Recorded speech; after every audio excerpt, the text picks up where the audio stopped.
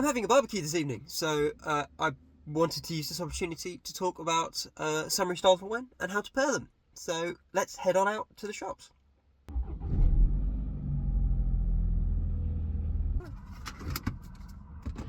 Alrighty, we're here. So we'll just do a little bit of a brief before I even get out of the car. I am at a Waitrose. I am at my local Waitrose. Yes, so barbecue this evening. I actually have no idea what I'm going to cook, so it's going to be a little bit of a live thing. But what I'll do is I'm not going to kind of talk in the store. I'm more just going to film B-roll and narrate over the top, talk about some summer styles that I'm really loving at the minute, and talk about some of the amazing food pairings that you can get, especially with the breadth of things that you can do with barbecues. So let's get it.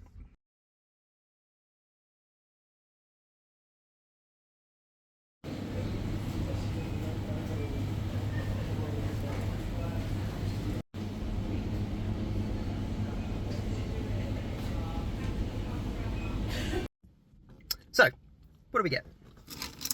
Just a couple more out of the way. I got myself two options for this evening, and I might get into both, who knows. So, first off, I got myself a pinotage. If the lighting would work, there we go. A barrel-aged pinotage by Fairview in South Africa. This is produced in, I believe, Stellenbosch, but I will just see. It's coastal, so it just says coastal region. So it's from pinotage from the south coast of South Africa. This is kind of leaning into a pairing reason that I call local wine for local food. So I'm having a barbecue. If you think of countries that love a barbecue, South Africa is definitely one of them. They call it a braai. But when it comes to South African food, South African wine works nicely with it. So I've got some lovely barbecue meaty bits, which a pinotage works awesomely with. Pinotage is quite a savoury style. Many people say that pinotage has almost like a meatiness to it as well, but is still medium bodied, so it's not going to be heavy. It's not going to knock me for six. It's 13.5%, so fairly low on the alcohol, but will be an awesome pair to my barbecue. Next up, I got something slightly closer to home, and by slightly closer to home I mean about 20 minutes down the road. This is the Bolney Rosé 2022 vintage. This is from Sussex, which is where I'm based, and I actually worked here for quite a long time, but I haven't tasted this vintage yet, so I've decided to give it a go. This is a Pinot Noir Rosé, which you can tell by the slightly orangey tone to it. It's had quite a long time, sorry, someone's backing up in front of me. It's had quite a long time in cold maceration, so it's drawn out a lot of colour from those Pinot Noir grapes, which is why it's orange. But beautiful, lightweight rosé. I've got lamb, and I've got some corn on the cob, which will have a bit of sweetness, which will pair nicely with this. So I'm gonna go home, I'm gonna get the grill lit, and let's get going. First of all, for this section, I'm gonna need to apologise about the quality of the audio. I have managed to leave my microphone at work, so we're just working on the camera microphone on my phone, which hopefully is okay. I'll do my best to fix it in post as best I can. But anyway, let's talk more deeply about pairing foods. So first of all, I think I'm going to need a glass myself. What I prepared earlier. I've got a lovely end of a bottle of Definition Limoux Chardonnay here, which sounds like it's not been pumped, so this could be off, but bleh. Cool. Have a look in. Oh, splendid. Right. Pairing. So, as I mentioned in the car before I went and made my purchases, I was talking about local food, for local wines for local food, which really, really does play a big part in a lot of pairing situations. So, if you go to a region of the world, generally they will eat local food with local wine. You go to the Mediterranean coast of France, you have, lovely bouillabaisse, or these beautiful Mediterranean fish dishes, and you have it with beautiful Provence rosé. You go to the middle of Spain, where they make lots of beef. and you have these most amazing Tempranillo based wines along with it, with those beautiful earthy rich tones that work lovely with those big meaty notes as well. Same with Argentinian wines and Malbec. Argentina produces a load of beef, so they make loads of wines that go really well with beef. The only real outliers with that are some of the more kind of modern New World countries. So if you're thinking about English wine with that rosé that I purchased earlier, you're going to have a slightly different balance, because obviously English food is often seen as quite beige, and in a lot of senses they're not entirely wrong, but English wine is mega vibrant, really bright, really fresh, but that's just because that's what we can produce in this country. So we have always produced very traditional English foods, think fish and chips, pie, all that kind of stuff. But because it's cold, wet and miserable here in the UK, we can't make the kind of big, heavy reds that you would expect to go alongside it. So we produce sparkling, which admittedly, one of my favourite food pairings is actually a good British fish and chips with a lovely English sparkling classic cuvee. The acidity of the classic cuvee cuts through the fattiness of the batter. Oh, just perfectly. So let's talk a bit about some common pairings and kind of my thought process around a lot of them. And a great place to start would be a beautiful oaky Chardonnay. So this is the oak Chardonnay from Limoux in France, which is kind of in the southern half. Oaky Chardonnay I would generally pair with poultry dishes or white meat. It just has enough body that it can stand up to some of the meatier tones, but also keeps that beautiful acidity that cuts through any fattiness. So I think, you know, a beautiful English Sunday roast, bit of roast chicken, all the trimmings, lovely bit of gravy, and a lovely oaky Chardonnay is pretty perfect in my book. Alongside that, if I have any Americans in my audience, this and Thanksgiving dinner would be smashing. Oaky Chardonnay can also pair with some meatier styles of fish. So I think, you know, monkfish and like, you know, bluefin tuna, that kind of thing, especially if it's like a tuna steak, which is really meaty and quite big with its flavours. You know, that's a really good pairing with an oaky Chardonnay. Next, let's go for another kind of really common pairing, Sauvignon Blanc and fish. So Sauvignon Blanc, beautiful high acidity. If it's from New Zealand, you have these amazing kind of tropical tones coming through it. If it's from France, generally it's a little bit greener, a bit grassier, which can go both ways as well. So white flaky fish, pair with both, easy. But then it comes down to how you prepare it, and it's the pairing. We're on to another point here. The pairing. I've always thought that once you get yourself in that pairing mindset, it just comes to you straight away. You know, you can be putting something together and come up with a pairing straight off the bat. So, you know, if I was making a fish dish, you know, I was doing, say, pan-seared sea bass, but I decided it needed a bit of spice.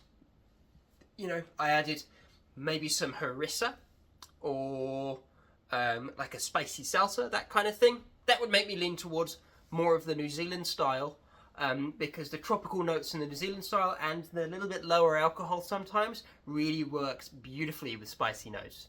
Whereas if I was going super traditional, so, you know, either just a salt and pepper on it, or maybe in like a white creamy sauce, I'd think more of the French style, because the acidity is more of the player there. Moving next, probably my favourite pairing are those kind of super aromatic whites. So these are super versatile when it comes to pairing, because depending on the aromatics you get in the wine, they can work with a lot of other stuff. But as an Englishman, I love curry, and curry is great. I probably have a curry once a week, and I would pair a Gewürztraminer with curry, or basically anything white from Alsace. If it's a Pinot Gris, if it's a Riesling, if it's a Gewürztraminer, perfect. They are slightly lower in alcohol, normally hanging around 11-12%. Off dry, so they've got that slightly sweeter tone, which helps balance off some of the spice that you get in the curry. And the aromatics that work through those wines work really well with those kind of Indian flavours. So Gewürztraminer is known for having lychee as its main flavour, and there are lots of curries that feature lychee. But also just that kind of lovely, kind of soft tropical fruit kind of note. works beautifully with curries.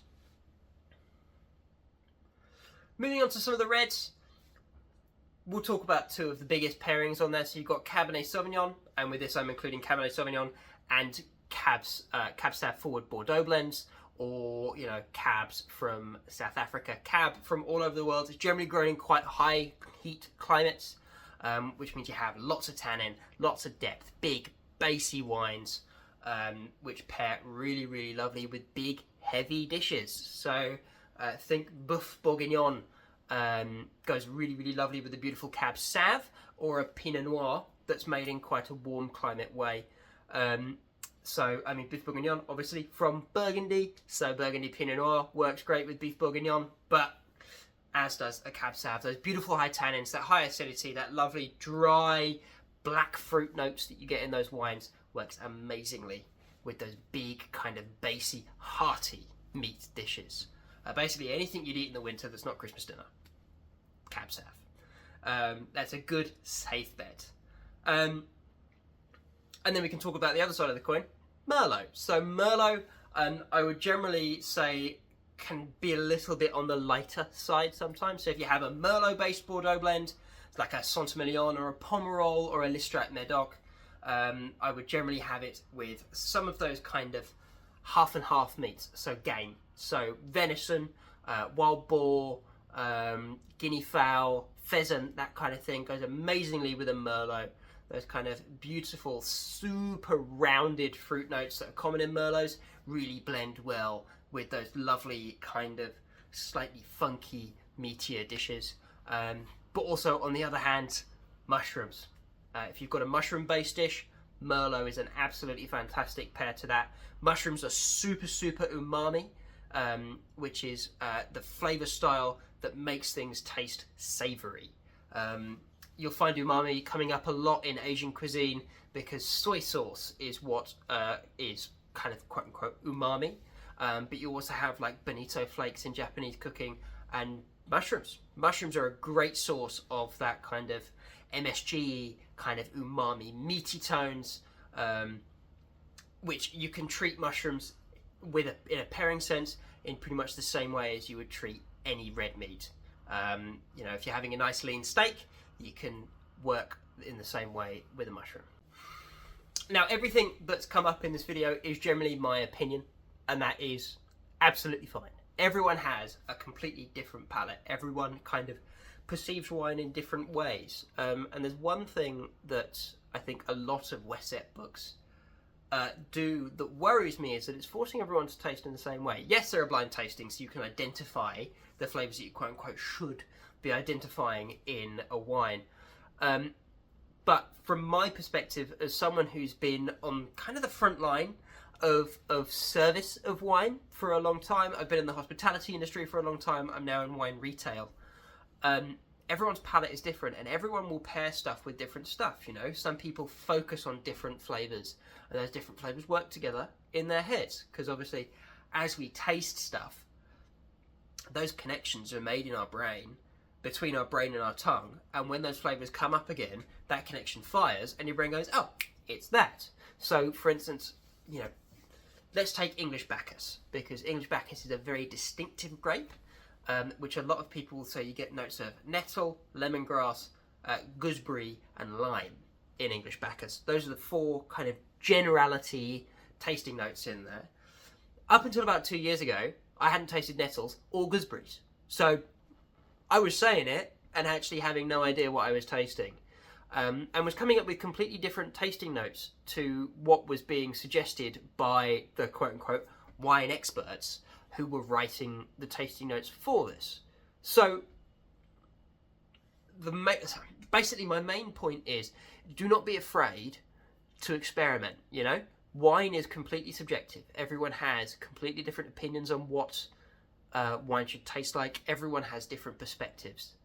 And it's the key part that I've wanted to say with this, is that this community has no judgment in it that I want to build with the Sussex Wine Guy community.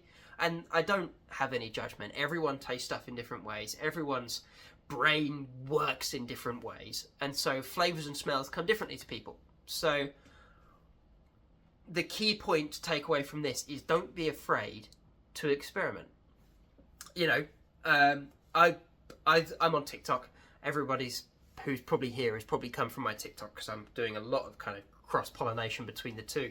But in TikToks recently, I've been seeing a lot of people talking about the ABC crowd, which, while valid, there are so many different styles of Chardonnay out there that I don't believe that Chardonnay should be written off as a great variety that you're not going to touch. Especially, you talk to these ABC people and go, oh, do you drink champagne? Yes, I do drink champagne. I find it lovely. Champagne's mostly Chardonnay, man. Like, it's not that you don't like a varietal or you don't like a wine pairing. You just haven't found a pairing or varietal that you like yet. And there are so many different kind of styles that you can go into. This video is completely off the rails. I'm terribly sorry. This has just become me rambling about tasting, which may be what this channel turns into eventually. But yeah, you know, everyone's different. And, you know, the great thing about drinking wine is that everyone's got a flavour that they like. You know, beer drinkers will still love a style. You know, I remember when I first started drinking wine, I loved sweet wines, you know, Barefoot White Zinfandel Blush, give it to me by the bucketful. And now, as I've drunk much more wine, my tastes have developed. And I'm on to drinking anything I can get my hands on, really. But, let's get back on track. Pairings. Pair whatever the hell you want with wine. There will be something in there that works. If you really like a style of wine, you really like a style of food, who cares if it works together? Just drink it, man. So long as you enjoy it, that's all that matters. And that's all I care about. I want people to be here and enjoy wine. And I want people to be able to talk about enjoying wine. And that's the community. Anyway, I feel like I've been rambling for quite a long time now. So I'm going to try and make some sort of sense of this video in the edit. But anyway, I've been the Sussex Wine Guy. Thanks so much for indulging my ramblings for the past 15-20 minutes, however long this video turns out to be. Cheers.